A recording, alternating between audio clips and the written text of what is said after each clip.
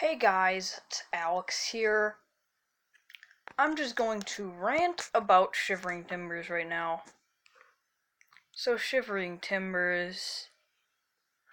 This is just going to be about how underrated the ride is, even from the people who really love it. It's really underrated. So, Shivering Timbers is one of the most underrated coasters on the planet right now. The airtime is as strong as El Toro. Just gonna say that.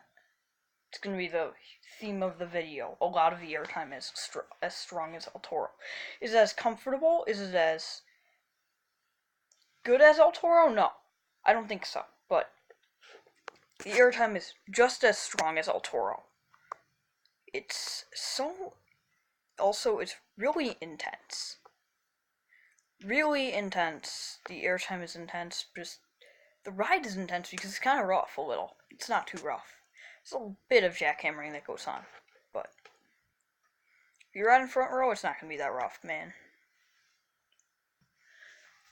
And I've also been on a way rougher, and like the ride is just so good that the roughness doesn't even matter to me. I got 12 rides on this thing. Like 4 of them were in the front. I think I got a front row almost zen ride. There was like one other person in the train, enthusiast. No one else was in the train, just rows behind me, just empty. It was so cool seeing that. It was a great ride. It's really smooth.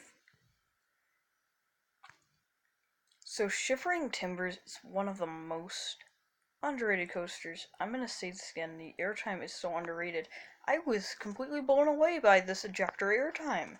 I thought it would be flowjector to floater, or just the airtime was ejector. Crazy ejector.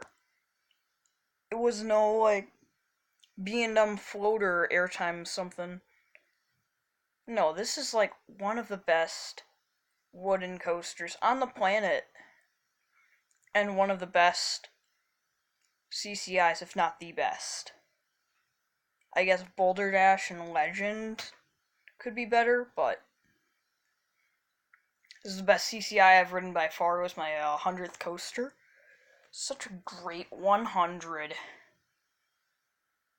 Shivering Timbers. It's either my number 7 or 6. I haven't completely decided yet. Basically, my 6 is Outlaw Run, and this is my 7, I think, right now. But I'm not sure if it's better than Outlaw Run. Like, this comes really close to Renegade. Renegade, you guys don't know this, but Renegade is completely blew me away too. I hadn't been on an intense GCI since like American Thunder or maybe Lightning Racer. Like Thunderhead wasn't that intense. The airtime was not that great. I didn't ride in like the front though. I rode in the back all 3 times I rode it, but it was pretty good. But the airtime was not that great. And it was kind of rough. While Renegade just had outstanding airtime, kind of similar to American Thunder.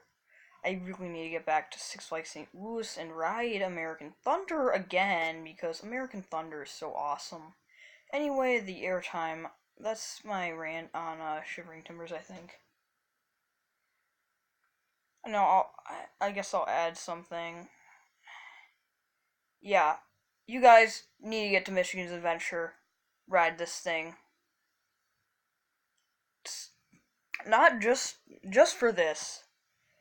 Even though like Thunderhawk's a great ride too, and I do love Corkscrew as a third. I think Corkscrew the third best coaster in the park, and I think the third best ride in the park. It's a really good aero corkscrew kind of model. It's not like a model though like that. It's short, but it's really good. Like the corkscrew's a little painful, but they're really smooth actually. I think that might end this here. It's a kind of short rant about Shivering Timbers. Zeus is pretty similar at Mount Olympus, but Shivering Timbers just hails over Zeus at being so much more intense. Zeus is smoother, I'll give it that right now. Zeus is smoother right now, but Shivering Timber's airtime is better. And it's the best wooden coaster in Michigan and Wisconsin and Illinois. Like, not in Minnesota. Minnesota has better wooden coaster, but... And I'll probably rant about that next. So yeah, the double camelback on this thing was El Toro's double camelback all over. And the drop on the back row on this thing is crazy. I just love the drop because you just go at that, you hit the maximum angle pretty quick and you just fall at that angle and it's really fun. Then the airtime modes on the way back were not as good as the first few, but the first few are so good. And the airtime modes on the way back are like probably like the average airtime you get on a wooden coaster. But they're a little rough, some of them are. That helix at the end wasn't that intense, but I don't really gray out on coasters. I begin process of graying out. Like Max Force is probably my